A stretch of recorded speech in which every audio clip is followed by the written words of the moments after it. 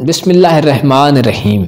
अस्सलामु अलैकुम नाजरीन, फैज़ आलम टीवी पर आपको खुशामदीद।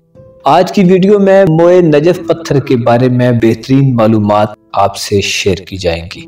नाजरीन, मोए नजफ दुर नजफ की तरह का ही पत्थर है, जैसा कि इसके नाम से जाहिर है। मोए नजफ मुकद्दर का सिकंदर बना देने वाला नगीना है। मोए नजफ को हर शख्स पहन सकता है।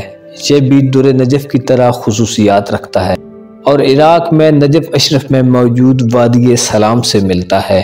मोए नजफ बिलोरी पत्थर है जिसके अंदर बेतरतीब बाल नजर आते हैं।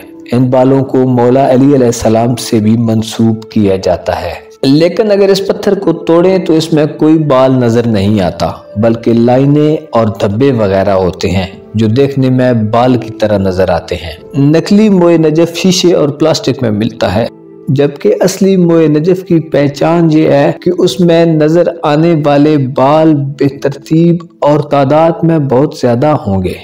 मोए नजफ इराक के अलावा गिलगित और स्कर्दू से भी निकलता है। यूरोपियन इसे बहुत ज्यादा पहनते हैं। मोए नजफ तासीर के लिहाज से सर्द पत्थर है।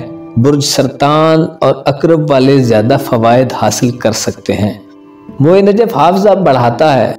सख्ती के लिहाज से छठे दर्जे का पत्थर है। मोए नजफ की कीमत दुरे नजफ से ज्यादा होती है।